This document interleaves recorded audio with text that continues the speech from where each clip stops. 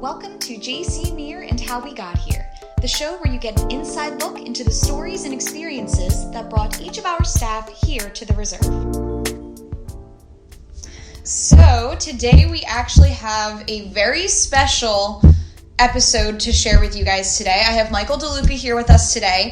He is our manager and the man that started it all. I'm talking we would not be here in this facility, in anywhere around here without this man. So I'm so excited to bring you this final podcast. You've heard about every one of our staff members and everybody's incredible journey. And I just want to kind of take a rewind back to where it all began. So thank you, Mike, for joining us. My pleasure. Thanks, Amy. All right. So now I'm going to rewind even further. Now, when did you realize that you were passionate about science? Was it anywhere when you were a young child, or was it later on in life? So when I was growing up in New Jersey, my family would vacation along the Jersey Shore each summer, and we go down for several weeks, rent a house, actually in Island Heights, right near Seaside Heights. Okay. And we spent a lot of time, swimming, boating, crabbing, and I was always fascinated with what was under the water, but I couldn't see what was under the water. So that kind of, captivated me and stimulated me to start learning more about what's going on under the water. That really fascinated me. On the other hand, my mother would claim that she was responsible because she loved the water. Okay. But it was really because I wanted to get below the surface and understand structure and function, although I didn't think of it in that manner at that time. But what was going on? How are these interactions occurring? And, what really really is going on underwater, that you can't see? It's opaque. We live in a state where the water is sediment laden. It's opaque in many cases. And that really just stimulated my fascination at a very, very early age. Well, and that's incredible too, that you had a family that you just, that was kind of just a lifestyle. It seems like you guys were always out and about, always in nature. Now, did anybody else in your family, were they involved in the science as well, or is it just you? Not at all, just me. Okay. That was Okay. it. My brother went into finance. My sister went into business management. But I was the lone eagle, so to speak, seeking out. You stuck with the fishes. Science, yeah. Now, as you were growing up in elementary or middle school, were there any field trips or any either teachers that inspired you or anything that kind of helped continue to fuel that since when you were young? Certainly visiting an aquarium Okay. was special, because there you could see to some extent underwater and look at things as a system, as an ecosystem, albeit an artificial one. So, visiting an aquarium was another step in stimulating my fascination about the marine and coastal environment. Okay. Now, for all the aquariums you visited over your life, do you have one that's a particular favorite that you visited? Oh, gee, let's see. They're all, so different. Mm-hmm. I don't know if that I could single one out. But certainly the Boston Aquarium was I've been to that one. Kind of towards the top of the list, and there's one in New Orleans too that I thought was very well done as well.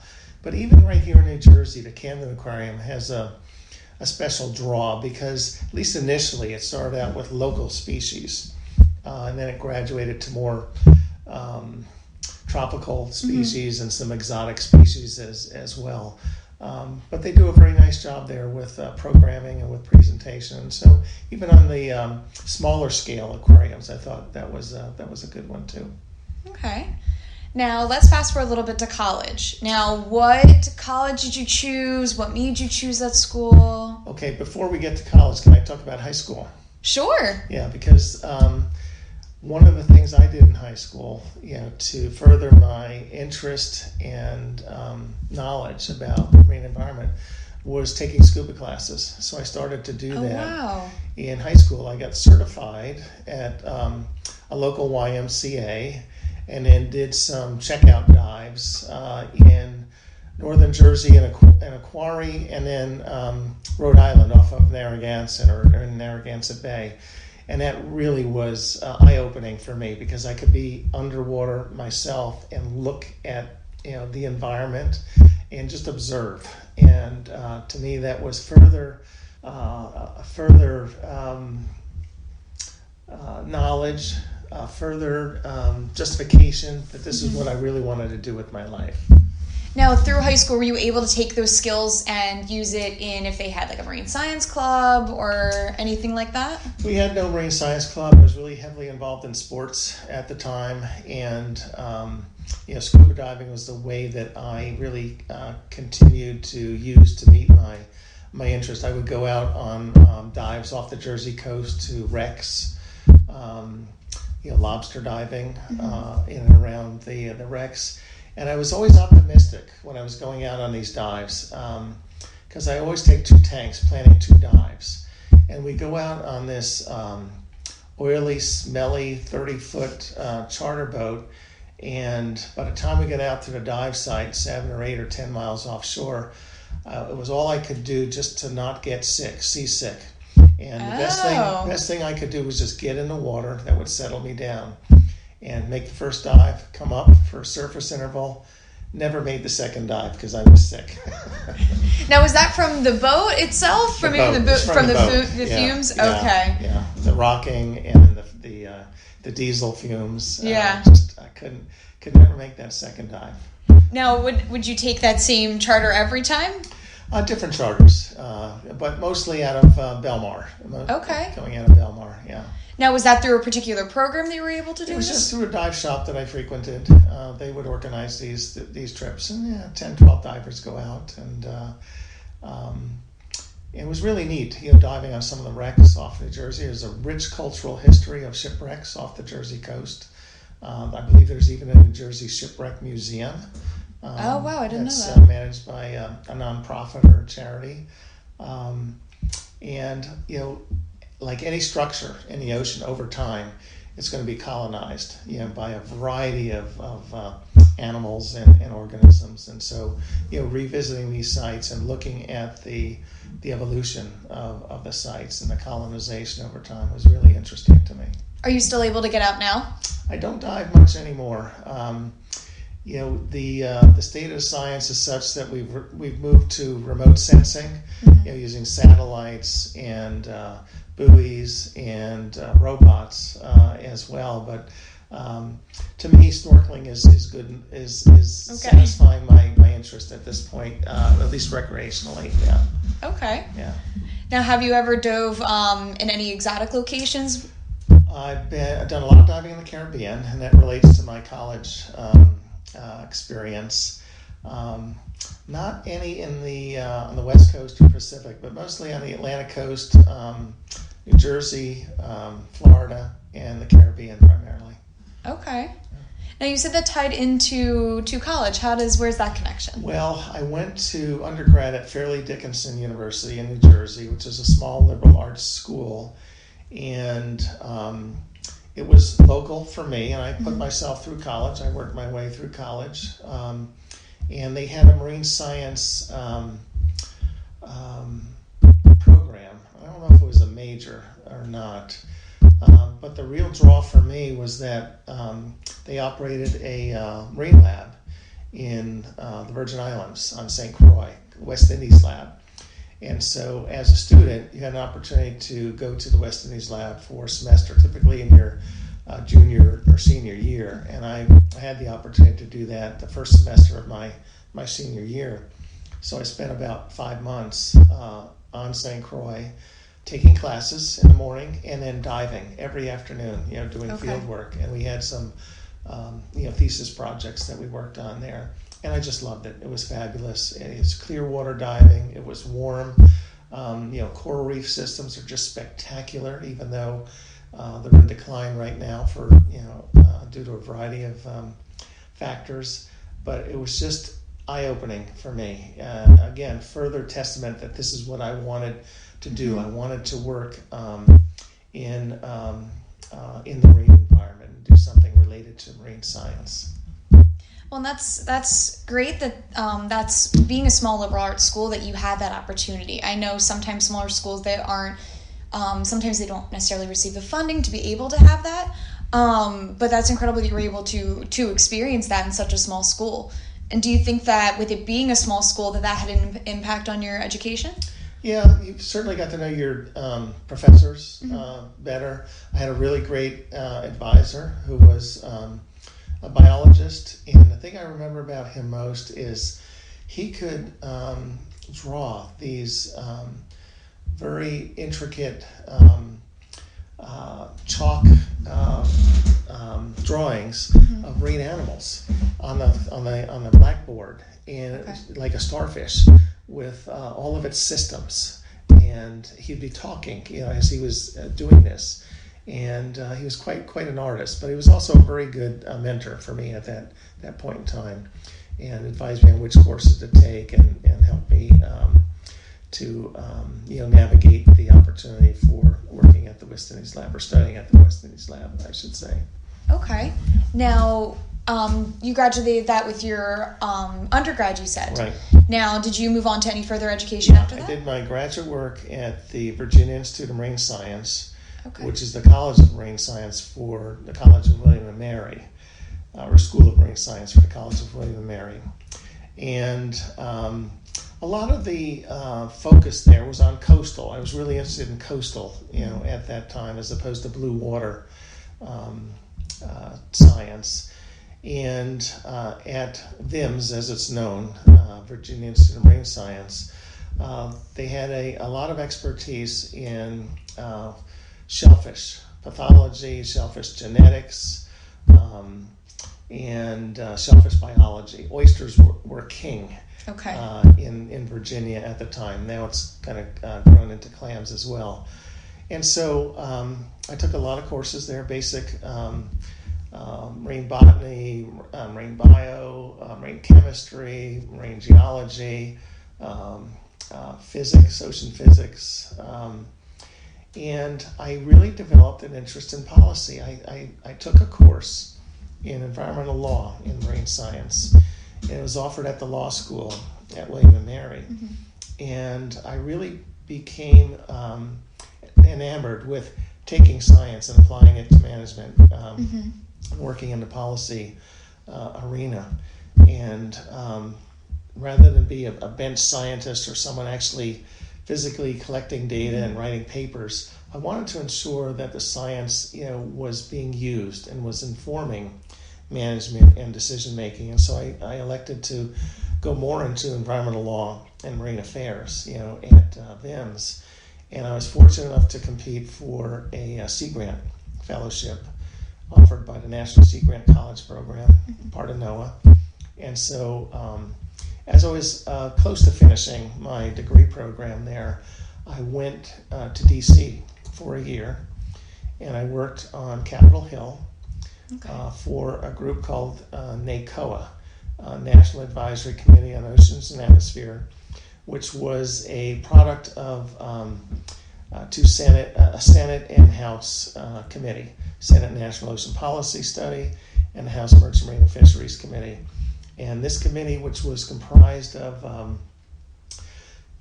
industry captains, academics, former government officials, would advise the President and Congress on marine and atmospheric science issues. And so I got to work with that committee. Sylvia Earle was on the committee, John Canals, who was later administrator of NOAA, Don Walsh, who was the Navy captain who dove into the deepest part of the ocean, the Marianas Trench with the Trieste bathysphere. Those kind of people, and it was pretty neat rubbing elbows with them, as well as with legislators on the Hill who were relying on the committee's work for advice and guidance on a variety of policy issues. And at that time, there was dumping of contaminated waste into the ocean going on, so we got involved in a marine pollution study. There was a lot of interest in advancing technology to work in the oceans, and also was a time when Law of the Sea was front and center. So there's a lot of policy issues in how a international body would govern and regulate resources, in international waters. And so I got caught up in that and spent a year there. It was fabulous. I was able to stay on with the committee for a couple more years. And from there, then I jumped into NOAA to start my career. Okay. Now, what was that transition? What was there? Was that year long, just a certain term, or like? Yeah, it's a 1-year fellowship. Okay. It's now called the Canal Fellowship, named after John Canals, who was one of the fathers of the Sea Grant program. He passed away a few years ago, so it was named in his honor. And so I was one of 10 students selected across the country to participate in that program. And it's grown considerably today. But it really provides folks who are interested in science with an opportunity to get engaged in policy and application of science to environmental issues. Well, I know now it's so important now more than ever, especially with the internet and these like fake news stories that you don't know what you're looking at if it is true or if it's not. And I think kind of not mastering it, but looking into the fine art of that communication and bringing the science to the legislators like you did, it's something that's so incredibly important now. It is, and especially here in New Jersey, we're faced with some very complex challenges that impact our environment and our economy.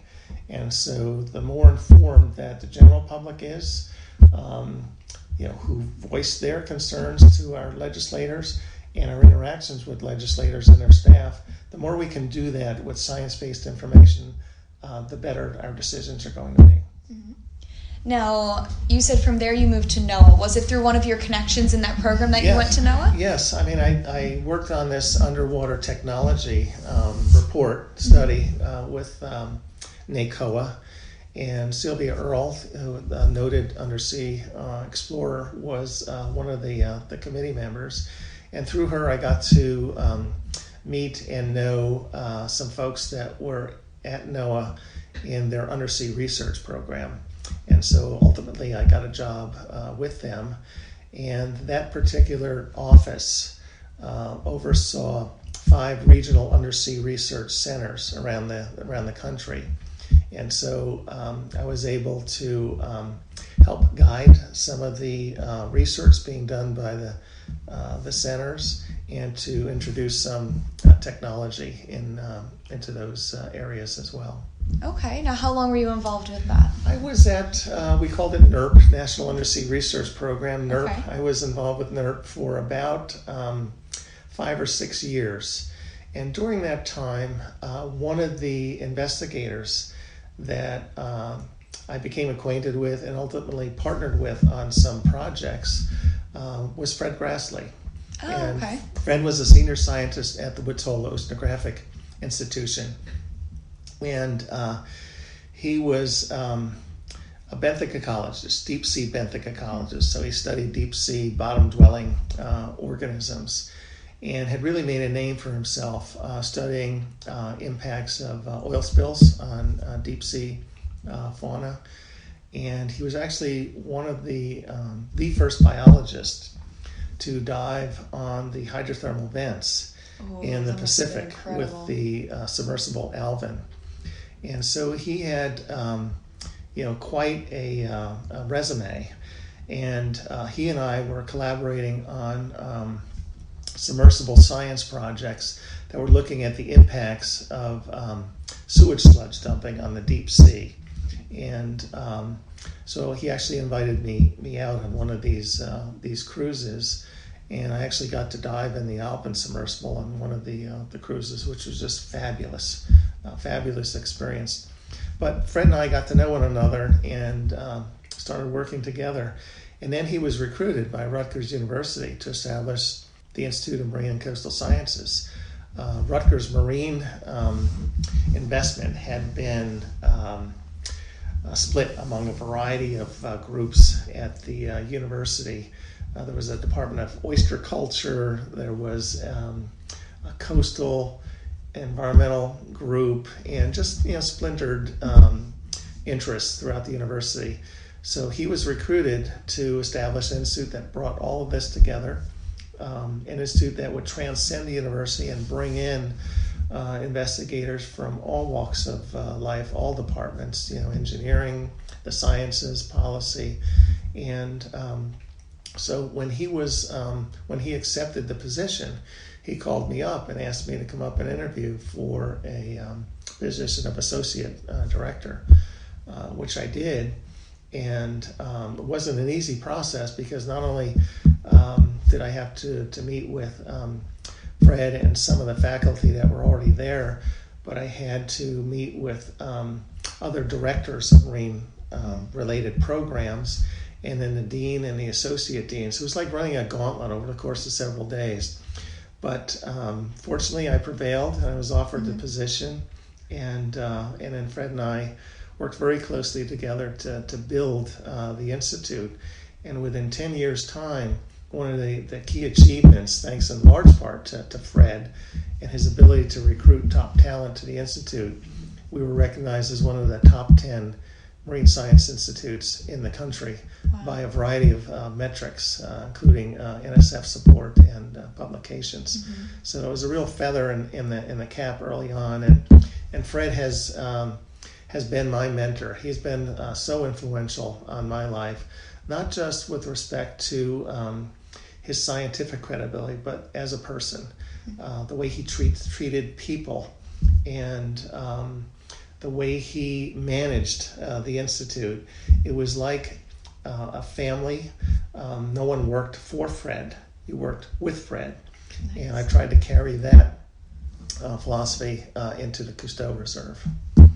Now, speaking of the Cousteau Reserve, so how did this all begin, and what was your role in it? Okay, so it was probably about 1991 or 92, and Fred had gone to a meeting in Washington, D.C., and the meeting had to do with national and international biosphere reserves, which had some affiliation with the Smithsonian Institution. And so at that meeting, he ran into a fellow from NOAA, Joe Yurovich, who was at the time, I believe, the director of the Coastal Resource Management Program at NOAA.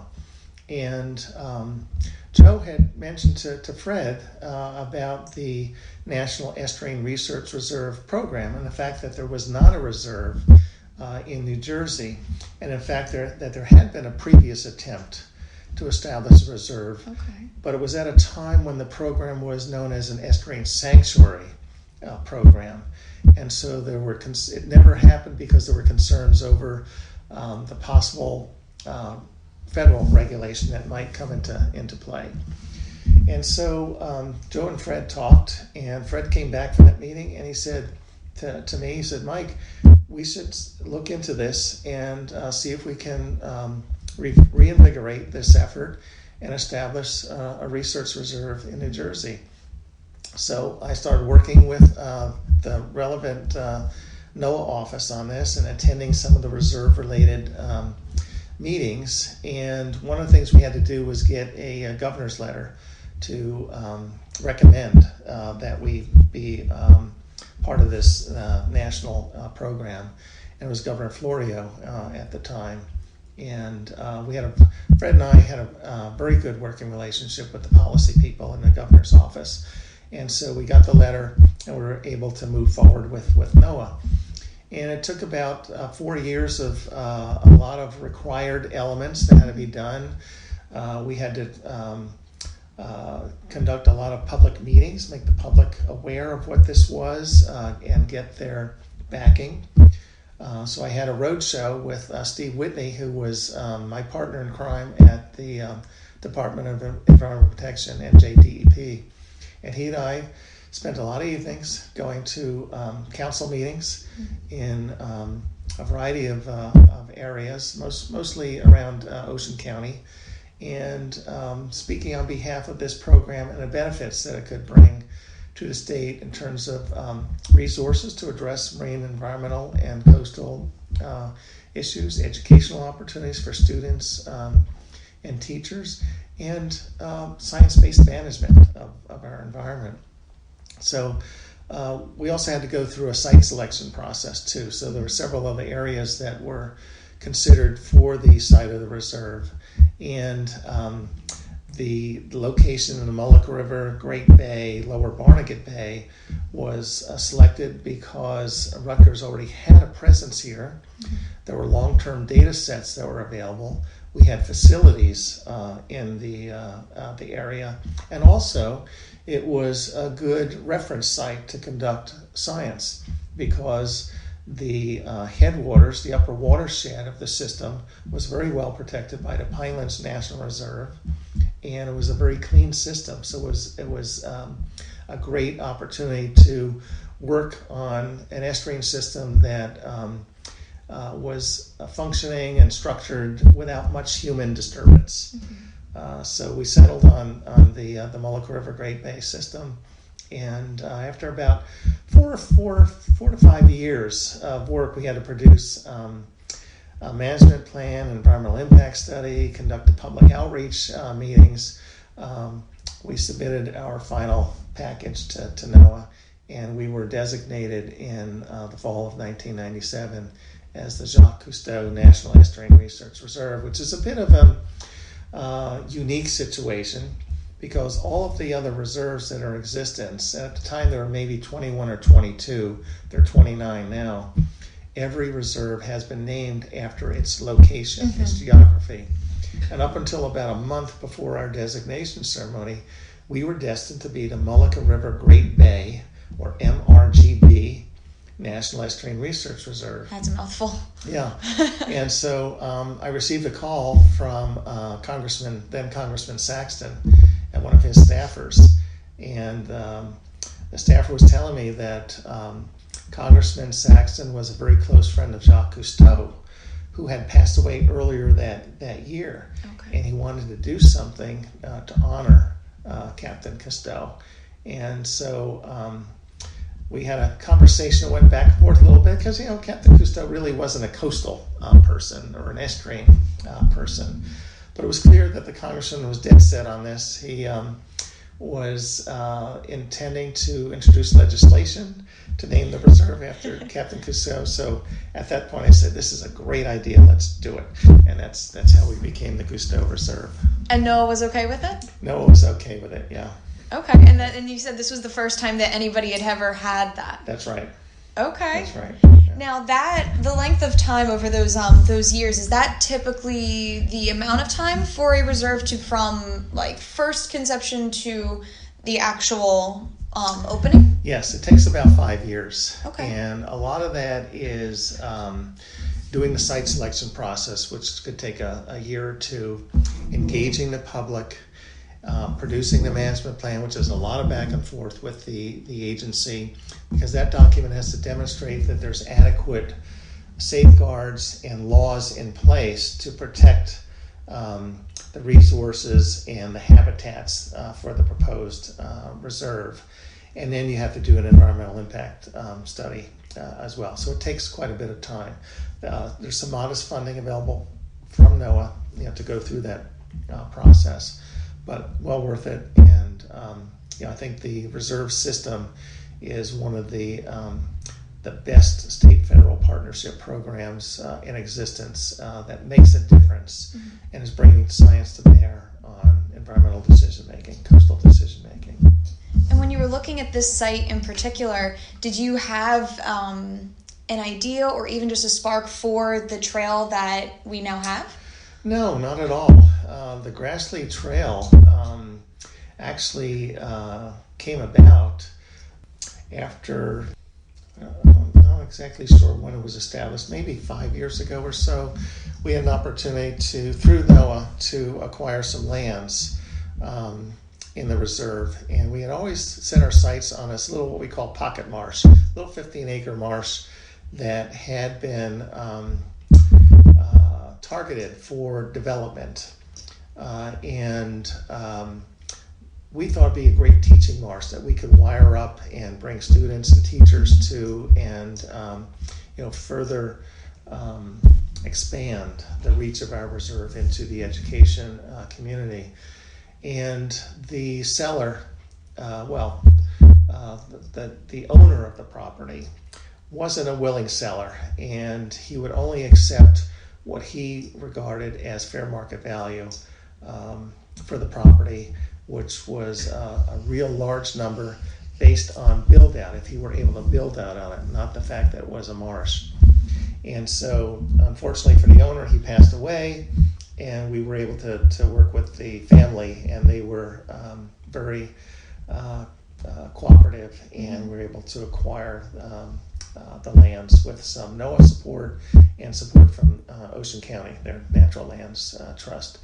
And so Fred was at a point in his career where he was about to retire, and I thought it was a great idea just to name the marsh after him. Mm-hmm. Not just him, but Judy Grassle, his wife, who was also a noted benthic ecologist and was also instrumental in building the Institute of Marine and Coastal Sciences at Rutgers. So we did that between NOAA, Ocean County, and Rutgers. We named the marsh after Fred and Judy Grassle. And soon after we had that ceremony, we said, well, how are people going to really visit the marsh and experience it? And we had some maritime forest and some neat habitats adjacent to our reserve headquarters, and the subject of the trail came up. And there were some grant opportunities for funding to actually support development of a trail. NOAA and the state, and I think a non-profit organization as well. And so we competed for some funding, and we began to develop the Grassle Trail, which now features a boardwalk and a viewing station of the marsh, critter cams, sound boxes, and it's a great way to engage citizens, in understanding the value of an estuary and coastal habitats, not just to the environment, but to the economy as well, because there's a lot of economic activity that rely on healthy waters and healthy habitat. And so we're continuing to develop it to this day. We have lots of plans for expanding the reach of the trail and adding new elements to it. Well, I'm sure Fred was very honored to have that bestowed upon him. Do you still get to work with Fred? No, Fred passed away about 2 years ago, and we had a really very nice memorial service for him on campus, and his legacy certainly lives on in me, because I view him as the bar at which I should be operating and striving to operate at, using his management philosophy and philosophy of working with people and partnering. And his legacy lives on in the marsh and the Grassle Trail. Judy, his wife, retired recently, and she moved back to Woods Hole. In fact, I just spoke with her earlier today. She's doing very well, and hope to visit with her again soon. Now, with your work that you've done here over the years, what are your goals for your work here with the reserve? Well, several goals. First of all, I want our reserve to be on the cutting edge of addressing very complex coastal challenges that transcend a variety of disciplines and require teams to address. We're seeing a lot of environmental change occurring worldwide, and certainly in New Jersey we see it firsthand with sea level rise, increased precipitation, more severe storms, more frequent flooding, and trying to be in a position to help the environment and help communities be in a better position to be resilient, to some of these environmental changes is a key goal of the reserve for every facet of the reserve: research, education, stewardship, coastal training, communications. And so one of the goals I have right now is to see if we can put ourselves in a position to actually forecast some of these changes that are occurring, range shifts in habitats, redistribution of organisms in response to sea level rise, warming waters, increased precipitation. Those factors certainly govern the redistribution of habitats and organisms. So can we actually be in a position to predict those by sampling and sensing the environment or certain elements of the environment? To some extent, we're beginning to do that with one of the marsh systems here in the reserve. That's the Tuckerton Peninsula, where the Marine Field Station is located. And we're using a variety of technology to measure how that particular marsh is responding to flooding and sea level rise, and also past human disturbance on the marsh. We'd like to extend that to other elements of the environment as well, and other habitats and organisms as well. Looking at invasive species, plastics in the environment, changing water quality and habitat quality in response to these environmental stressors that some are caused by us, and some are just caused by natural changes in the environment. Okay. So that's kind of a key goal. The other goal that I feel very strongly about is I want to pay it forward. What Fred provided for me in terms of mentorship, I want to provide to our staff, and to really help prepare our staff here to be the best they can be in terms of scientists and policy people and communicators. So providing training opportunities, advancement opportunities, opportunities to participate in national and regional science and science education and science management meetings is a key part of that. Ensuring that when I leave this position, that the Cousteau Reserve is in a good position to carry that forward and do better, bigger, and greater things. Well, I know just in the few months that I've been here that I've seen such incredible growth just in those few months, and you have been very instrumental in that for us. You've been such a great leader. I can see it now, even though I haven't been here for very long, but I can see it now with our staff that we have here. And I think you are really making strides toward those goals, and those goals are very wide-reaching. They're very robust, but I think you are doing amazing work to strive toward those. Well, I'll pick up on that word amazing, because I'm amazed by the work that our staff does. I'm truly impressed. Every time we have a staff meeting, I learn so much from our staff. And certainly I've made it a point to hire people that are brighter than me, folks who have a lot of drive and energy, who are creative, and are team players, because we really do regard ourselves as a family here, the Cousteau family. So that's one legacy that I'm really proud that is developing and evolving here, and something I protect very much so. Well, thank you again for talking with us today, and we are so excited to see what you bring for years to come, how we're all able to collaborate you for years to come, and just to kind of see, because I know there's a lot, even right on the precipice of the horizon. We're right there for a lot of amazing growth, and I'm so excited for you to take this trip with us and just to see where we go. Well, I'm excited for what the future holds as well, and working with a great team makes it even more rewarding. Well, thank you for joining us, Mike, today. Thank you.